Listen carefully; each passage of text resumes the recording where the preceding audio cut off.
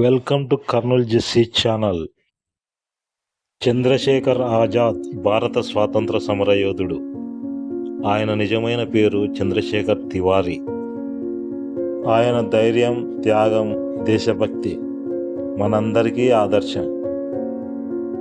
Chandrasekhar Azad 1906 July 23న మధ్యప్రదేశ్లోని బౌరా గ్రామంలో జన్మించాడు. ఆయన తండ్రి పేరు సీతారాం తివారీ, తల్లి పేరు జగరాణీదేవి. తమ కొడుకును బాగా చదివించి సంస్కృతంలో పెద్ద పండితుణ్ణి చేయాలనుకున్నాడు. చదువుకోవడానికి తల్లిదండ్రులు చేసిన ఒత్తిడిని భరించలేక తన 13వ ఏట ఇల్లొదిలి బొంబాయి పారిపోయాడు. బొంబాయిలో ఒక మురికివాడలో నివసించాడు. బ్రతకడానికి కూలి పని చేశాడు. ఇంతటి కష్టాల కన్నా సంస్కృతం చదవడమే మేలనిపించింది. 1921లో వారణాసికి వెళ్ళిపోయి అక్కడ సంస్కృత పాఠశాలలో చేరిపోయాడు. అదే సమయంలో భారత స్వాతంత్రం కొరకు మహాత్మా గాంధీ ఉద్యమాలు చేస్తున్నాడు. అప్పుడే చంద్రశేఖర్ తివారీ తాను కూడా భారత స్వాతంత్రం కొరకు ఏదో ఒకటి చేయాలని నిర్ణయించుకున్నాడు.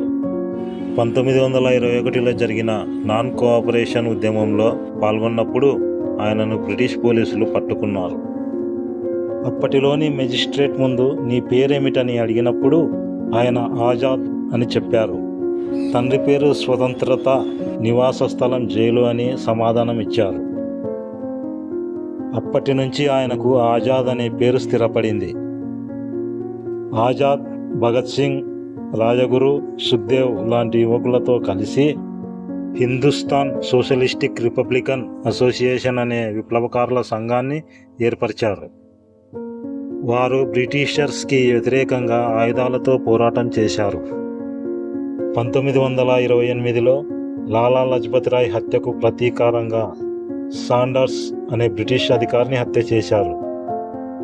భగత్ సింగ్, రాజ్గురు, సుఖ్దేవ్లు పార్లమెంటుపై దాడి చేయడము, వారిని పోలీసులు పట్టుకోవడము, న్యాయస్థానంలో వారి ఉరిశిక్ష పడటము జరిగిపోయాయి.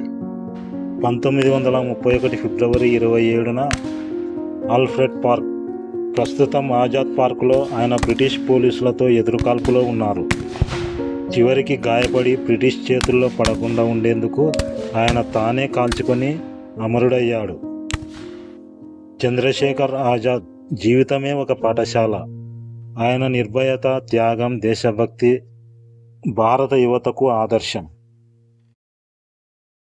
మా వీడియోస్ నచ్చినట్లయితే లైక్ చేయండి, షేర్ చేయండి, కామెంట్ చేయండి, సబ్స్క్రైబ్ చేసుకోండి, బెల్ కొట్టండి. Thank you.